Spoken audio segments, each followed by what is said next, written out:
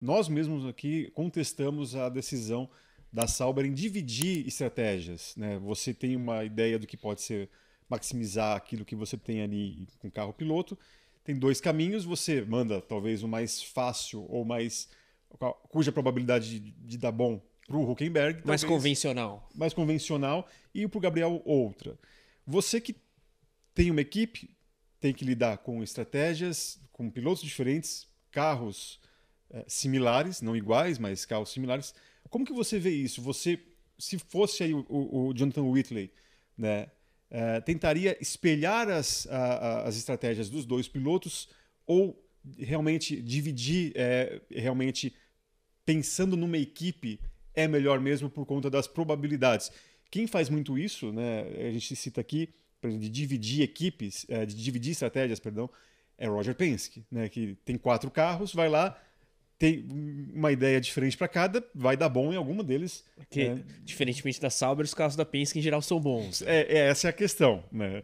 Porque, geralmente quando dá bom para Penske, dá vitória, dá dobradinha, enfim. O que você pensa sobre essa questão de dividir estratégias e que, obviamente, nessas últimas corridas, o Gabriel ele ficou com a parte mais complicada da história. Mais dura. É óbvio, traz essa frustração, porque acabou ficando com a menos convencional, o que no final a gente já pode dizer que foi a que menos funcionou. Porque já temos o resultado. É uma coisa a gente discutir a estratégia pré-corrida. Mas eu gosto. Te respondendo objetivamente, eu gosto. E como equipe eu faria exatamente a mesma coisa. Aonde eles estão... Mas depender de um safety car não é muito risco? Tudo bem, mas no momento que eles estão, o que teria mudado para o Gabriel se tivesse feito a mesma estratégia do Hülkenberg? Ponto de vista de pontos, 0. Ele teria chegado na frente do Durham. Agora, falando de domingo. Tá bom. E se vem, ele pode pontuar eventualmente. Exato. Mas, então eu acho que para a experiência do time, para aquisição de dados e performance, análise dos pilotos e aprender a capacidade de lidar também com algo diferente, eu gosto da ideia. Eu gosto e acho que isso é que muitas vezes o lado da equipe é assim, também fazer tudo igual te exime um pouco da responsabilidade de comprar riscos. Mas a equipe é parte do risco do resultado. Total. Então, assim, não pode... não, vamos fazer tudo igualzinho. Quando você está com a equipe para chegar em primeiro e segundo, eu acho que faz muito mais sentido você fazer tudo igualzinho, porque senão você está preterindo um com relação ao outro. Você está escolhendo o melhor. A gente vivenciou um pouco disso de Fórmula 1, ficou muito marcado com Ferrari, Schumacher e Rubens. Sim. Sempre era privilegiado tudo o Schumacher. Alemão, tudo para Sempre era privilegiado. Quem entende um pouco de corrida sabe do que nós estamos falando. Parece choradeira, mas é um fato. Então era tudo privilegiado para um e assim foi o histórico. Mas quando você está em primeiro e segundo, eu gosto mais das coisas iguais. Então assim, vamos lá, quem fizer a primeira curva na frente passa a ter a prioridade, nós estamos largando em primeiro e segundo. Agora, quando nós estamos lá atrás, as coisas já podem ser tão diferentes e realmente se dá uma chance de um outro safety ou se dá uma oportunidade, você pelo menos tem uma ficha ali para fazer algo diferente. Ou mesmo uma estratégia que permita uma adaptação no meio do jogo. Como é o automobilismo americano. Você citou o Roger Penske, que é um outro tipo de automobilismo que é muito importante você fazer isso. Sim. Por isso que os números da Penske são gigantescos em números de aproveitamento. São praticamente únicos. Porque se você fizer a mesma coisa, provavelmente um deles vai ganhar. Mas se não funcionar para esse grupo, nenhum deles vai ganhar. Se você tiver um fora dessa janela, você pode ganhar com esse que está fora da janela. Sim. Eu recentemente tive a oportunidade de acompanhar 500 milhas de Indianápolis em loco na 22 e 23. Muito legal. Não em loco só, mas com rádio e com Tony. O Neil Garden ganhou, né? Então assim, a primeira ganhou o sueco, o Ericsson.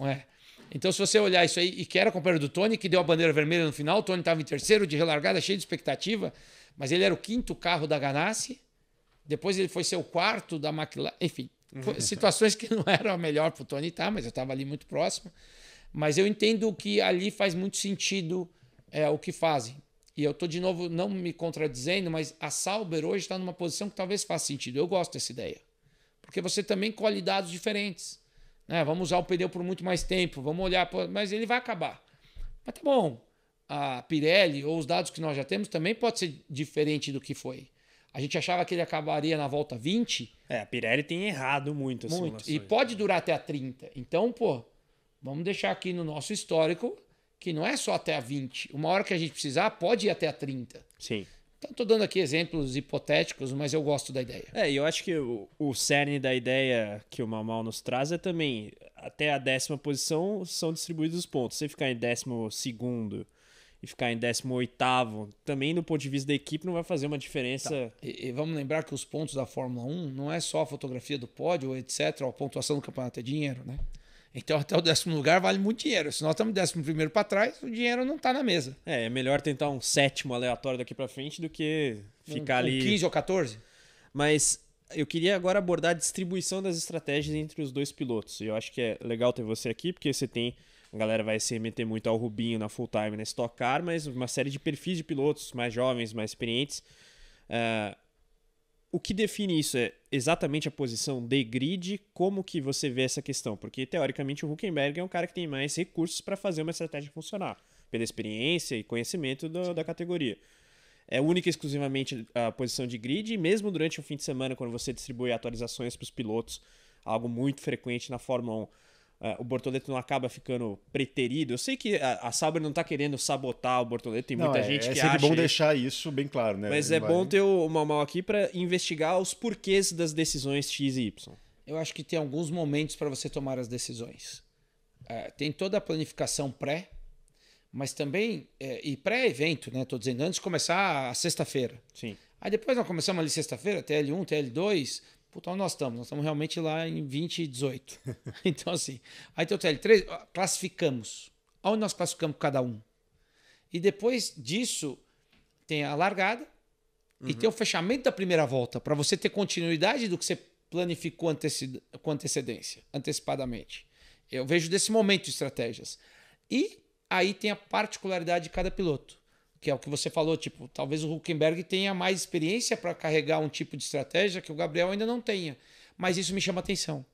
Porque se a Sauber está dando esta possibilidade para ele, é porque está enxergando alguma coisa que é como eu enxergo o campeonato dele de Fórmula 2. Com excelente gerenciamento do todo. Vamos falar assim, do 360. Então, se ela está achando que... Vamos voltar. Fechamos a primeira volta e um está em 17, o outro está em 20, ou um está em 17, outro em 18, para dizer que está um ali, 19, 20, que seja a posição grudado. Pô, então aqui agora estava tudo planificado ali assim, então vamos seguir daquela maneira. Mas se nós estamos querendo sacrificar por long runs, por um pneu mais crítico a ser administrado para o Gabriel, é porque também entendemos que ele tem a condição de fazer. Não é o Logan Sargent. Exatamente, ele não vai pregar o carro no muro com o pneu gasto. Ele não vai trazer prejuízo para nós. É interessante isso que eu... Entende o que eu quero dizer? Então, assim, eu tô gostando deste ponto. E os diretores mais veteranos da Sauber dizem que ele é um piloto muito exigente e fácil de se trabalhar nessa perspectiva. É o que a gente tem ouvido. E assim, aí vamos voltar para o Fórmula 2, Campeonato do Gabriel. Um campeonato, assim, muito bem executado, muito bem dentro daquilo que ele tinha de momento, muito cirúrgico. Sim. Talvez esse seja o termo correto. Já foi na Fórmula 3, com gerenciamento também parecido, mas de menor proporção, né? Porque vai subindo a proporção do gerenciamento com as potências, né? Sim. Então é isso que demanda. E ele começa o campeonato da Fórmula 2 com mais problemas do que começou na Fórmula 3. Então, assim, eu acho que ele foi bem já nos 2 anos anteriores, nessa questão de gerenciamento do 360 do todo. E olhando de fora aqui, só dando o meu palpite, a minha opinião, se a Sauber está escolhendo ele para isso, é porque tem visto o valor e sabe que dali pode extrair dados e resultados importantes para o futuro da equipe.